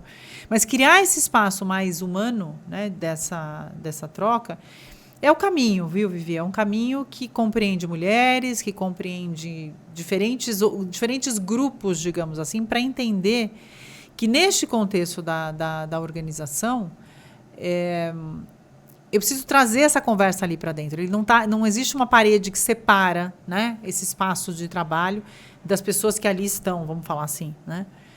Então, acho que é um ponto bem interessante que você traz e que a gente pode deixar aqui como uma provocação, sim, porque tem uma série de elementos que percorrem a vida da mulher ou preocupações que fazem parte dessa vida da mulher que não necessariamente fazem da vida do homem. Sim. E não quer dizer que uma é melhor, outra é pior, uma é mais fácil, outra menos fácil. Só diferentes. São só diferentes. E levar em consideração essas diferenças é que faz a gente poder, como líder, né, sermos bons gestores de um determinado grupo, certo? Porque eu aproveito o melhor do que cada um pode contribuir, somo todos esses pontos positivos e atenuo as dificuldades que cada um tem, que eu preciso desenvolver, isso faz parte, né? Então, é interessante a gente olhar essa perspectiva sob essa lente também do gênero, sabe? Caiu ali, gente. Tá tudo bem. Você viu que caiu, né, Ana? Caiu um livro, mas assim, é porque nós estamos aqui com muito conhecimento sendo trocado. As estruturas estão abalando. Muita coisa bacana. Então, acho que é um ponto super bacana, Vivi, que você traz como mensagem. Acho que tem um espaço importantíssimo nessa linha também. Eu acho que a gente tem muito, né, Ana? Muito que caminhar. Mas é interessante as coisas que você trouxe, os conteúdos mostrando o que a gente já caminhou, que hoje a gente tem esse espaço de diálogo aqui. É claro que é pouco, mas a gente está caminhando. É o que você disse também, enquanto a gente estava caminhando aqui nas nossas palavras, são passos lentos. Felizmente ou infelizmente, né? Claro que a gente gostaria que fosse mais rápido algumas coisas. Mas a gente, pela sua pesquisa, a gente até assusta um pouco. Fala, nossa, então até as mulheres que não têm filhos, que não deveriam talvez ter essa culpa, ou nem que a outra também não tem que ter culpa, né? Quem tem filhos também não tem. Vou até refalar aqui, porque senão fica mal entendido. Mas a gente não precisa carregar uma culpa, mas a gente carrega uma culpa, né? Que pode ser aí, na verdade, dissolvida ou reentendida ao dividir as responsabilidades. Porque quando a gente divide, fala, não, eu estou aqui trabalhando, mas meu marido está com meu filho. Ok, então a culpa é dissolvida, se é que é uma culpa, né? Eu não sei se essa palavra é a melhor palavra que a gente pode falar, mas é muito do que como a gente se sente quando a gente está fora, trabalhando até de noite e tudo. Então, são passos lentos. Eu gostaria que fosse mais rápido em muitas situações, mas gostaria que as mulheres também fossem menos angustiadas. Eu acho que tem um acordo com a gente mesmo, sabe? Que eu a gente acho tem que que fazer. É isso que eu queria falar hoje. Eu acho que é um ponto muito, muito importante. Quando eu falei, vamos ser um pouco mais gentis com a gente mesmo, menos angústia, menos pressão que muitas vezes a gente se coloca. A gente mesmo, sabe? E traz para perto, né, essa conversa com a família, cria espaços para que as coisas... E esteja em paz. Eu acho que também tem um outro ponto, Vivi. Esteja em paz com as suas escolhas. Né? Porque aquela história, eu preciso trabalhar porque eu quero ter, né, quero ter uma renda que é minha, mas aí eu não estou com meu filho, aí assim... A vida não é feita de escolhas. Vamos ficar um pouco mais em paz com isso. E aí eu acho que tem uma questão importante aqui. Se a gente põe todas essas cartas que a gente pôs hoje na mesa e a gente entende o porquê essas coisas acontecem, como elas acontecem, isso nos ajuda a poder olhar para elas de maneira mais consciente e poder agir sobre elas de maneira mais leve. Né? Porque, no fim, a vida é corrida mesmo. O mundo é acelerado muito mais hoje do que era. Né? A gente tem milhares de demandas, e aí é o WhatsApp, é o e-mail, tem milhares, a gente está sendo estimulado a todo momento por muitas coisas. Então, a vida é uma vida acelerada. E que também a gente traz aqui essa aceleração como fonte de angústia que não diz respeito somente às mulheres. Sim. Certo? Então, assim, vamos ficar um pouco mais, né, em paz com essas escolhas ou menos angustiadas com essas frentes, porque já existe um espaço que foi percorrido. E ele não tem volta. Né? As mulheres estão aí, sim. Você estava comentando, metade da força de trabalho da população economicamente ativa no Brasil é composta de mulheres. Quer seja por diferentes necessidades. Desde a mulher, né, de uma classe social menos favorecida, que precisa ali sustentar os seus filhos, até mulheres de classes, né, mais favorecidas e que buscam, enfim, objetivos diferentes, pessoas diferentes. Mas o fato é, vamos olhar para isso de maneira menos angustiante, né? Porque acho que todo mundo fica melhor, sabe? Eu acho que aí você tem mais espaço de conversa, quando a gente está menos ansioso, né, para uma situação, ou menos angustiado, as coisas tendem a fluir melhor, porque senão a gente acaba adotando um comportamento mais agressivo. É como se você estivesse o tempo inteiro, né, numa posição de retaguarda e de batalha e numa defensiva, né, e isso também não ajuda. Então, se a gente for pensar no nosso dia a dia, né, parar e ficar em paz com isso, menos angústia, menos culpa, né, procure aprender, leia, né, veja a questão da educação dos filhos. Quer dizer, vá se apropriando também desse tipo de informação para que a gente vai ver que muitas vezes a gente acaba exagerando, sabe, em algumas coisas. Eu acho que a gente tende a se cobrar muito mais do que eventualmente o exterior está nos cobrando. Sim. Sabe? Sim. Então, a gente tem 1000 pensamentos por minuto, né? Você imagina, 1000 pensamentos por minuto. A mulher é multitarefa, né, que a gente fala? A mulher é multitarefa. Então, é 1000 possibilidades da coisa dar errado, da coisa dar um problema. Ela faz tudo ao mesmo tempo, porque é também um jeito da mulher operar, que é diferente do jeito do homem operar. Né? E não dá para querer puxar necessariamente um para o outro, mas como é que eu faço isso, trabalhar em meu benefício, né? E não contra mim. Sim, né? e é sobre diversidade, né, Ana? É sobre diversidade. Então, a mulher está aqui, ela quis esse espaço. Sim, ela quis esse espaço, ela tem direito a esse espaço. E você, gestor, tem que aprender a como é que você vai lidar, então, com uma mulher nesse departamento onde nunca teve antes, com uma pessoa com deficiência, qualquer outra questão. Sim. Você vai precisar aprender, porque essa é a grande riqueza da gestão, também estar aprendendo o tempo inteiro. Né? E trazendo diferentes, que aí a gente vai conseguir... trazendo a diversidade para dentro do departamento, a gente vai ter outros resultados que a gente nem imagina quais são. Acomodar essas diferenças, né? Porque isso é um ponto... abraçar, acolher. Abraçar, acolher...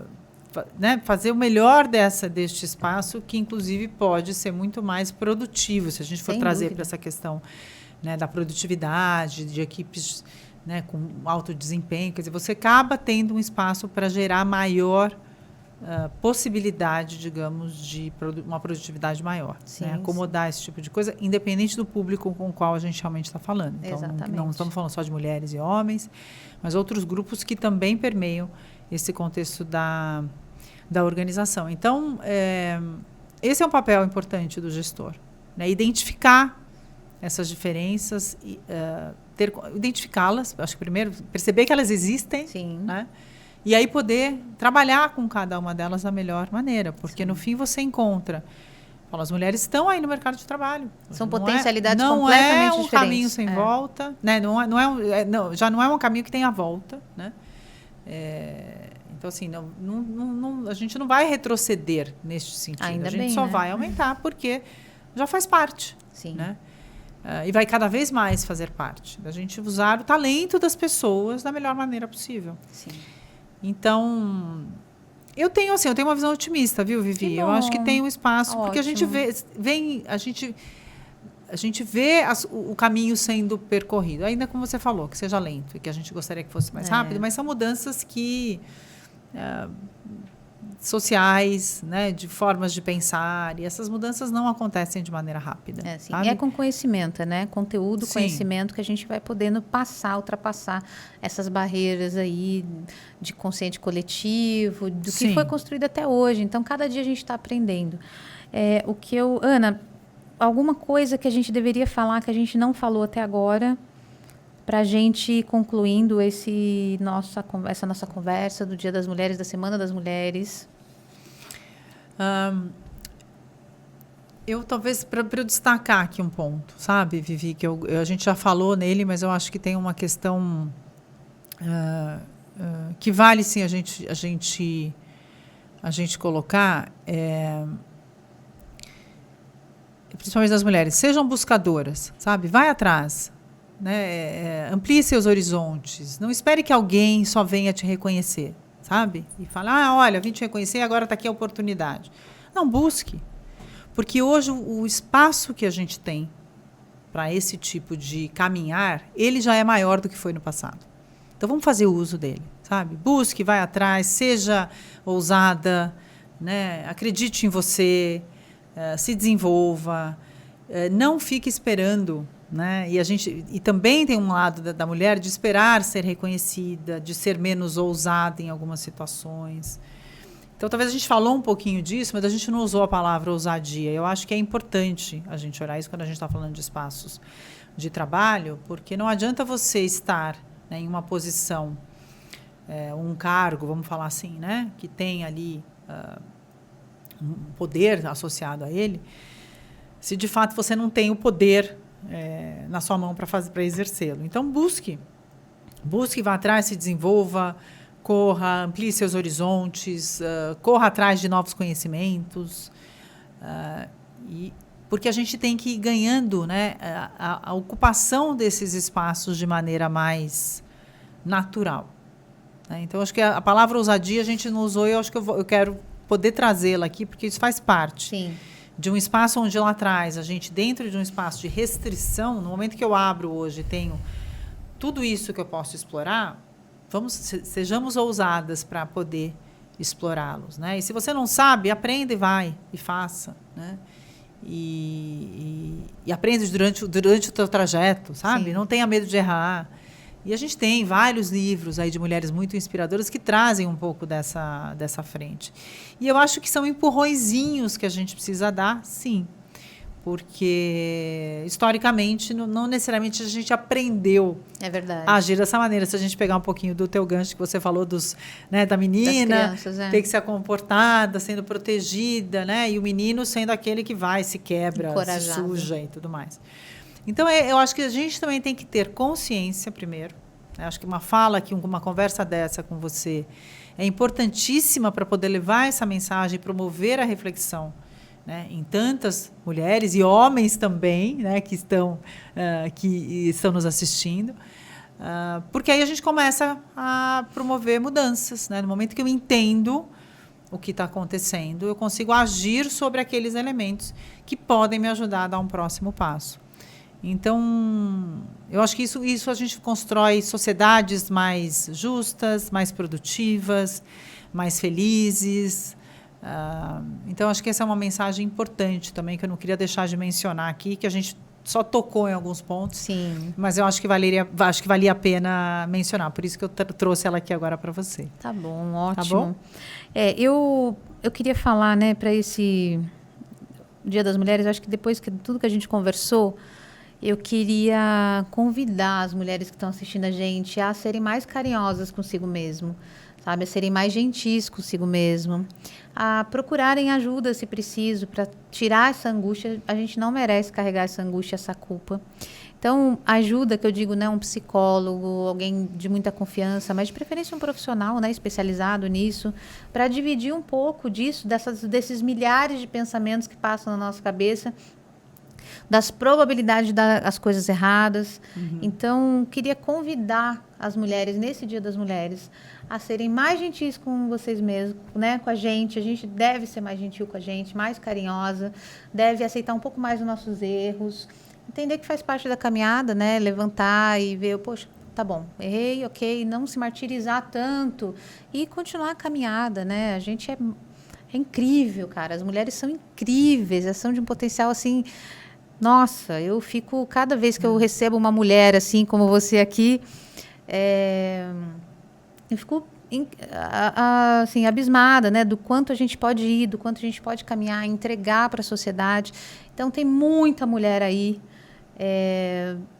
louca para mostrar. Permita, líder, permita que ela mostre, né, incentive a mulher da tua equipe. E todos os outros grupos diferentes que você tenha dentro da tua equipe, faz sentido. Escute os homens também, as vulnerabilidades Sem dele, dúvida, né? Acho que homens. Vale muito a gente depois pensar num podcast aqui para falar um pouco mais dos homens nesse âmbito que a gente não conversa, né? Seria muito interessante, Vivi. E eu vou pegar mais um gancho nessa tua fala, quando você diz da gente sermos mais gentis conosco mesmo, com a gente mesmo, né? O fato de que tenha certeza que as angústias que você vive não são só suas. Tem muitas mulheres também vivendo as mesmas angústias. Sim. E a gente acha que só acontece com a gente, né? Sou eu que não estou conseguindo. Então, de novo, tem a ver com a gentileza com a gente mesmo, sabe? Sim. Então, você vai ver que não é só seu, não. É uma dificuldade sua que é também dela, né? E quando a gente está em grupos, quando você fala de buscar ajuda, né, que pode ser sim ajuda profissional, que eu acho que é interessantíssimo a gente poder procurar uma ajuda profissional também para nos entendermos, né, e podermos passar por momentos às vezes mais difíceis. A gente passa, todo mundo, né? Todo mundo é ser humano. Todo mundo tem suas dificuldades, o seu frio na barriga, o seu não sabe, todo mundo, né? Às vezes a gente olha de fora e fala, nossa, aquela pessoa... Não.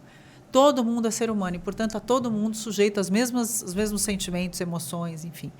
E aí as mulheres começam a perceber, e por isso que quando eu comentei com você da fala, da conversa das entrevistadas, elas quererem falar o que elas estavam sentindo, porque elas também começavam a ter um espaço de compartilhamento. Ótimo. E de perceber que não era só com elas, que a dificuldade não era só dela. Sim. Né?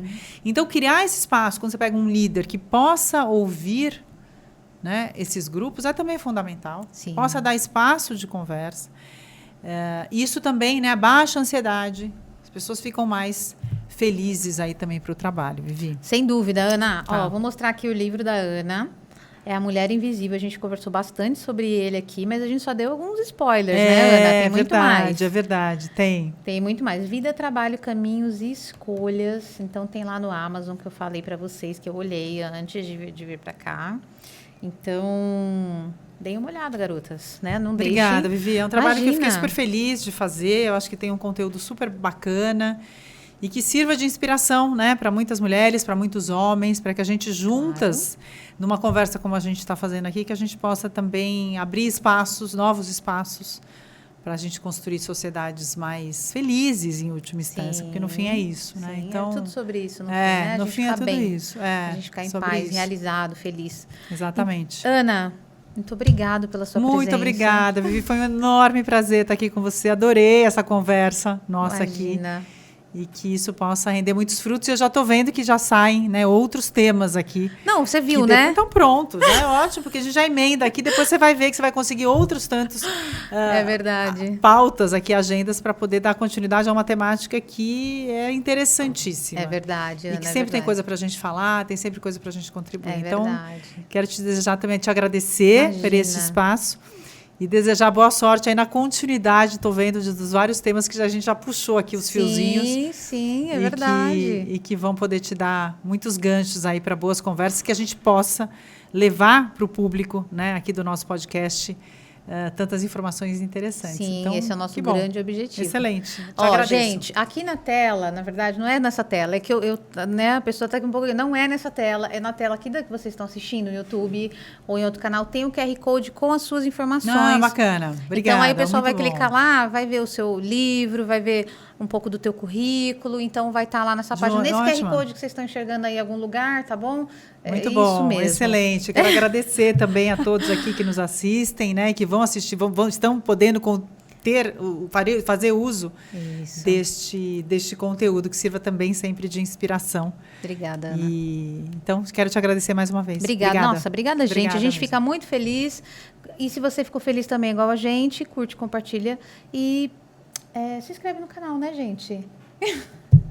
Se inscreve no canal. Me sinto muito youtuber falando se inscreve no canal, mas muito bom. Eu me lembro aquele pessoal do youtuber. Se inscreve no canal, se inscreve Ana. no canal, dá um like. Dá um like e se inscreve no canal, entende? E compartilha, sim, porque são mensagens importantes, assim, para a gente poder levar para um público cada vez mais amplo, sem dúvida. Tá vendo? Não sou eu que disse, foi a Ana. Ana Paula Vitelli, que esteve aqui conosco hoje no Pode Ser Humano, da Semana da Mulher. Um beijo para vocês e até a próxima. Tchau, tchau. Obrigada, Vivi. Um abraço.